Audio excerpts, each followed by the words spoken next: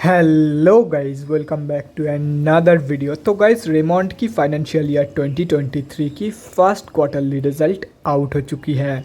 तो गाइस, इस वीडियो में हम लोग यही देखेंगे कि कंपनी ने जून क्वार्टर में कैसी परफॉर्म की है, क्या क्या पॉइंट्स इंप्रूव हुई है एंड कहाँ कहाँ पे कंपनी ने डिटोरिएट की है, और कंपनी के फंडामेंटल्स भी चेक करेंगे और देखेंगे कि क्या ये कंपनी पैसे लगाने लायक है या नहीं। उसके साथ साथ हम लोग कंपनी के टेक्निकल्स के बारे में भी डिस्कस करेंगे। तो गाइस, बिना टाइम वेस्ट के कंपनी की फंडामेंटल एनालिसिस करते हुए वीडियो को शुरू करते हैं। तो गाइज, अगर इस कंपनी के बिजनेस के बारे में डिस्कस करें तो ये company mainly textile and apparels की बिजनेस करती है एंड उसके साथ साथ ये company real estate sector, FMCG sector and engineering sector में भी कामकाज करती है। ये company both BSc and NSC में लिस्टेड है। और अगर इस कंपनी के कुछ इंपॉर्टेंट फिगर्स के बारे में डिस्कस करें तो 6214 करोड़ की है कंपनी की मार्केट कैप, 10.1 की पी है, 13.2% है कंपनी की ROCE एंड 16.2% है कंपनी की return on equity. Last 6 months की रिटर्न अप्रॉक्सीमेटली 24% है एंड लास्ट 3 साल की जो सेल्स ग्रोथ है वो नेगेटिव में जा चुकी है, नेगेटिव बाई 2.09%। बुक वैल्यू से काफ़ी हाई में ट्रेड कर रही है कंपनी अभी। डिविडेंड यील्ड 0.32% है, फेस वैल्यू 10 रुपये की है एंड प्रोमोटर्स की होल्डिंग 31.8% प्लेज हो रखा है। अभी अगर इस कंपनी की जून क्वार्टरली की रिजल्ट के बारे में डिस्कस करें तो गाइस, जून 2022 की क्वार्टर की अनऑडिटेड कंसोलिडेटेड फाइनेंशियल रिजल्ट आप लोगों के सामने हैं एंड यहाँ पे जितने भी सारे फिगर्स हैं वो सब लैक्स में दिया हुआ है, लेकिन डोंट वरी अबाउट इट, क्योंकि मैं हर एक फिगर्स को क्रोर्स में कन्वर्ट करने के बाद ही आप लोगों को बताऊंगा ताकि आप लोगों को भी समझने में आसानी हो। तो गाइस, सबसे पहले कंपनी की इनकम चेक करते हैं। तो जून 2022 की क्वार्टर में कंपनी ने अप्रॉक्सीमेटली 1754 करोड़ की इनकम जनरेट किया है। और अगर ये मार्च 2022 की क्वार्टर एंड जून 2021 की क्वार्टर से कंपेयर किया जाए तो मार्च 2022 की क्वार्टर में कंपनी ने अप्रॉक्सीमेटली 2032 करोड़ की इनकम जनरेट किया था एंड जून 2021 की क्वार्टर में अप्रॉक्सीमेटली 862 करोड़ की इनकम। तो ईयर ऑन ईयर बेसिस पे तो कंपनी ने एक ज़बरदस्त इनकम ग्रोथ यहाँ पे दिखाई है, लेकिन क्वार्टर ऑन क्वार्टर बेसिस पे कंपनी की जो इनकम ग्रोथ है वो नेगेटिव में जा चुकी है। अभी अगर कंपनी की नेट प्रॉफिट मतलब प्रॉफिट आफ्टर टैक्स के बारे में डिस्कस करें तो जून 2022 की क्वार्टर में कंपनी ने अप्रॉक्सीमेटली 82 करोड़ की प्रॉफिट पोस्ट किया है।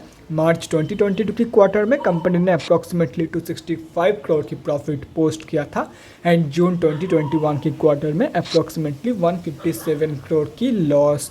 तो ईयर ऑन ईयर बेसिस पे अगेन यहाँ पे भी कंपनी ने एक ज़बरदस्त ग्रोथ दिखाई है, लेकिन क्वार्टर ऑन क्वार्टर बेसिस पे कंपनी की जो ग्रोथ है वो नेगेटिव में जा चुकी है in terms of profit and in terms of income. और रही बात कंपनी की EPS की, तो EPS की जो ग्रोथ है वो भी सेम है। ईयर ऑन ईयर बेसिस पे कंपनी ने एक ज़बरदस्त ग्रोथ दिखाई है, लेकिन क्वार्टर ऑन क्वार्टर बेसिस पे ये ग्रोथ भी कंपनी की नेगेटिव में जा चुकी है। तो अगर ओवरऑल देखा जाए तो ईयर ऑन ईयर बेसिस पे कंपनी ने एक ज़बरदस्त ओवरऑल ग्रोथ दिखाई है, लेकिन क्वार्टर ऑन क्वार्टर बेसिस पे कंपनी की जो एंटायर ग्रोथ है वो नेगेटिव में जा चुकी है। तो ओवरऑल जो जून क्वार्टर की रिजल्ट है वो ठीक ठाक ही निकल के आई है, ना ही बढ़िया ना ही बेकार।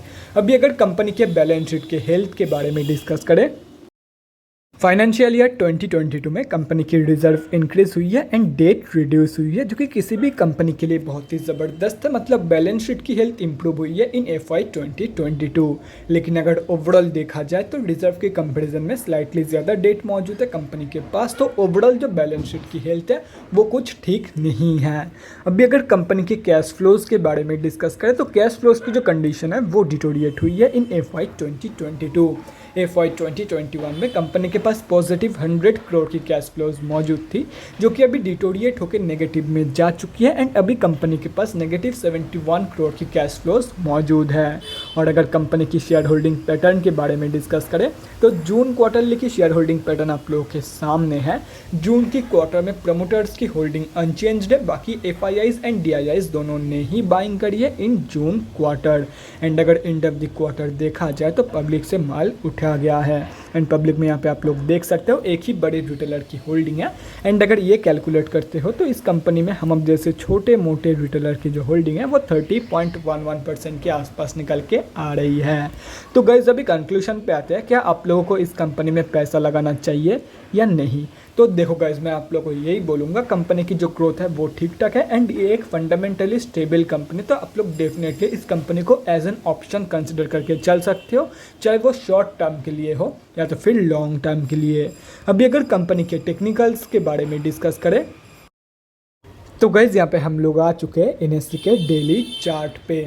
सबसे पहले उन लोगों के बारे में डिस्कस करते हैं जो लोग इस कंपनी में long term and short term के लिए एंट्री प्लानिंग कर रहे हैं। तो देखो गाइज कंपनी अभी जहाँ पे ट्रेड कर रही है उसकी सबसे क्लोजेस्ट सपोर्ट जोन निकल के आ रही है 910 रुपये से 915 रुपये के प्राइस रेंज पे। तो अगर ये कंपनी आप लोगों को इस प्राइस रेंज पे मिल जाती है तो आप लोग एक बहुत ही बढ़िया एंट्री प्लान कर सकते हो इन दिस कंपनी, चाहे वो शॉर्ट टर्म के लिए हो या तो फिर लॉन्ग टर्म के लिए। और रही बात स्विंग ट्रेडर्स की, तो guys simply wait for the breakout of this range. इस रेंज की ब्रेकआउट होने पे आप लोग एक ट्रेड प्लान कर सकते हो for the target of 1278 rupees. लेकिन आप लोगों को सिंपली एंट्री लेने के लिए रिट्रेसमेंट का वेट करना है। अगर विदाउट रिट्रेसमेंट ये कंपनी ऊपर जा रही है तो सिंपली अवॉइड द ट्रेड। जब इस कंपनी की ब्रेकआउट के बाद आप लोग को रिट्रेसमेंट देखने को मिल जाएगी, उसके बाद आप लोग एंट्री प्लान कर सकते हो for the target of 1278 rupees. Entry यहाँ पे होनी चाहिए जहाँ पे मैंने मार्क किया, मतलब रिट्रेसमेंट के बाद विदाउट रिट्रेसमेंट बाई मत करना, क्योंकि कंपनी वैसे भी यहाँ से सपोर्ट लेके ऊपर जा ही रही है। तो हो सकता है कंपनी ऐसे ही ऊपर जाती रहे, कोई एक प्रॉपर ब्रेकआउट ये कंपनी दे ही ना। तो इसीलिए बोल रहा हूँ अगर रिट्रेसमेंट नहीं मिल रही है तो सिंपली अवॉइड द ट्रेड मत लेना। तो guys that's it for this video. अगले वीडियो में मिलते हैं गाइज, थैंक्स फॉर वाचिंग। और गाइज अगर आप लोगों के मन में कोई भी डाउट या क्वेरी रहती है स्टॉक मार्केट या किसी भी स्टॉक से रिलेटेड तो कमेंट सेक्शन में कमेंट करके मुझसे पूछ सकते हो, या तो फिर मेरे इंस्टाग्राम का लिंक आप लोगों को डिस्क्रिप्शन बॉक्स में मिल जाएगा, जाके वहाँ पर भी मुझे डीएम कर सकते हो for an one on one conversation. Thanks again for watching guys, bye guys and definitely guys stay safe.